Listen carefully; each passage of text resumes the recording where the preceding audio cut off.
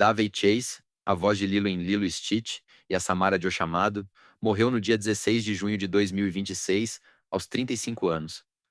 Passaram-se quase 2 semanas, e o laudo do médico legista de Los Angeles foi divulgado. A causa oficial, segundo o Los Angeles County Medical Examiner, é AIDS, com uso crônico de múltiplas substâncias como condição agravante. Mas não foi isso que a família contou à imprensa.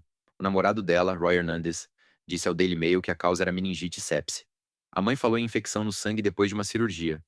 O pai, John David Schwaller, revelou ao New York Times que a filha estava em situação de rua. 3 versões diferentes antes do laudo. No fim, só uma verdade. E ela veio com peso que ninguém esperava carregar. Davey Elizabeth Chase nasceu em 24 de julho de 1990, em Las Vegas, Nevada. Começou a atuar aos 7 anos. Fez teatro infantil, comerciais, pequenos papéis na TV. Em 1998, conseguiu seu primeiro crédito em Hollywood. Uma Ponta em Sabrina, A Bruxa Adolescente, a série da Melissa Joan Hart. Depois vieram Charmed, ER, The Practice, Will e Grace. Nada de protagonista. Mas cada papel é abrindo caminho, construindo um currículo que poucas crianças tinham. Até que em 2001, o jogo virou completamente. Ela foi escalada para 2 projetos que a imortalizariam. Ou melhor, 3. Porque teve um que muita gente esquece, e ele é tão importante quanto os outros. Talvez mais. Em 2001, ela foi Samantha Darko, irmã do protagonista em Donnie Darko, ao lado de Jake Gyllenhaal. Papel pequeno, mas estava no filme Coach que todo cinéfilo ama. Aquele com o coelho gigante Frank e a viagem no tempo. No ano seguinte, 2002, vieram os 2 papéis que definiram a carreira dela e marcaram uma geração. Primeiro, a voz de Lilo na animação da Disney, Lilo e Stitch. Aos 12 anos, Chase deu a voz e a personalidade a uma das personagens mais queridas da Disney dos anos 2000. Uma menina havaiana órfã que adota um alienígena achando que é um cachorro e canta Aloha Oe no meio da noite. O papel rendeu a ela um Annie Award de melhor dublagem em animação. O Annie Award é o Oscar da animação. Ela tinha 12 anos de idade. No mesmo ano, ela foi Samara Morgan em O Chamado, versão americana do J.T.R. Ringo.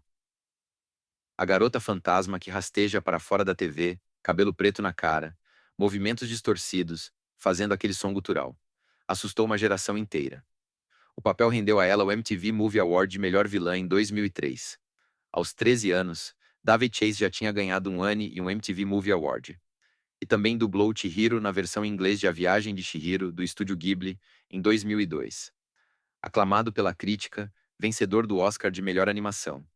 Sim, a mesma voz de Lilo, Samara, e a menina do mundo dos espíritos.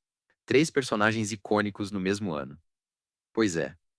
Pouca gente conecta os pontos, mas ela foi a atriz mirim mais versátil daquele período. Entre 2006 e 2011, ela fez um papel mais adulto que pouca gente lembra. Rhonda Vollmer em Big Love, série da HBO sobre uma família poligâmica fundamentalista em Utah. Ela interpretava a adolescente noiva de um profeta, uma menina criada dentro de um culto religioso que nunca conheceu o mundo fora daquilo. Papel denso, complexo, longe dos estúdios Ghibli e das animações da Disney. Uma atuação que provou que ela não era só uma voz fofa. Mas depois de 2011, os papéis rarearam. Segundo o Deadline, o último trabalho creditado dela foi no thriller independente American Romance, em 2016. O gerente de Chase, John Ryan Jr., disse à Entertainment Weekly que ela se aposentou da atuação em tempo integral em 2015.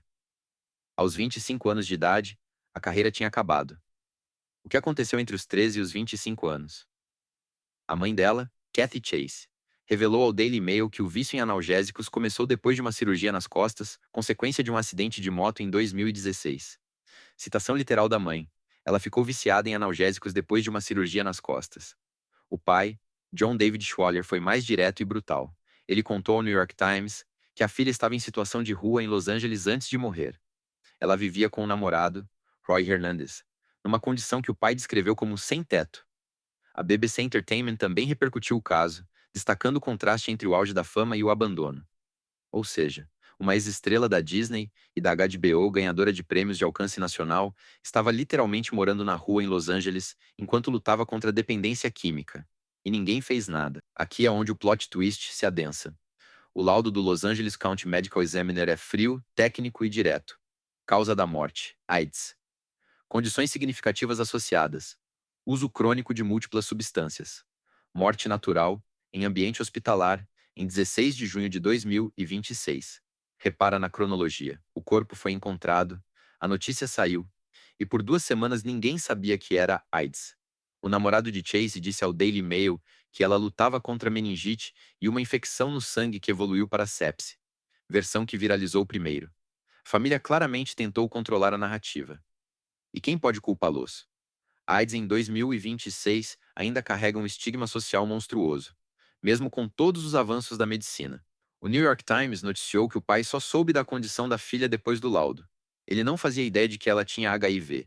E aí vem a pergunta que ninguém quer fazer, o elefante na sala.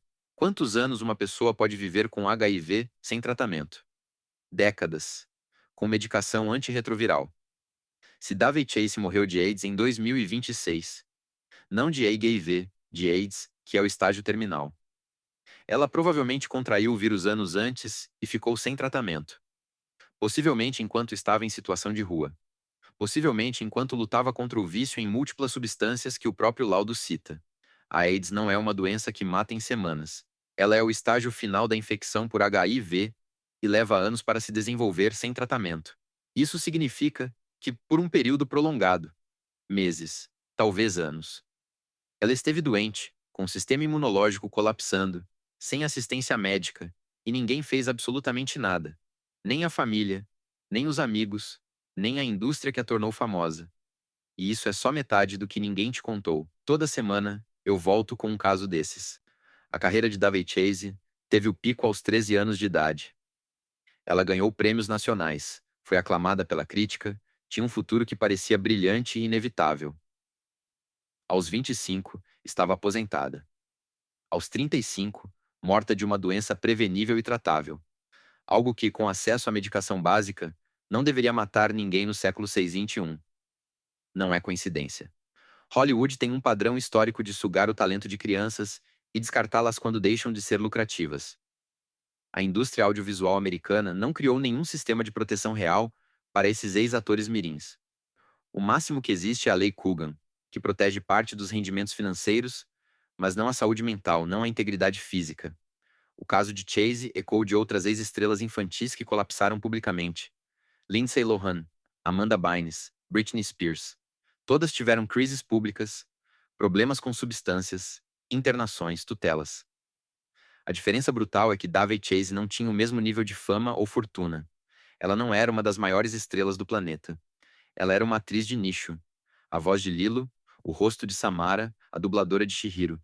E isso significa que quando ela parou de trabalhar, não tinha uma rede de segurança financeira ou institucional. Sem contratos milionários, sem assessoria de crise, sem cláusulas de proteção, sem nada. Só o silêncio.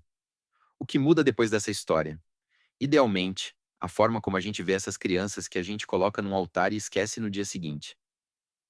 Mas realisticamente, provavelmente nada.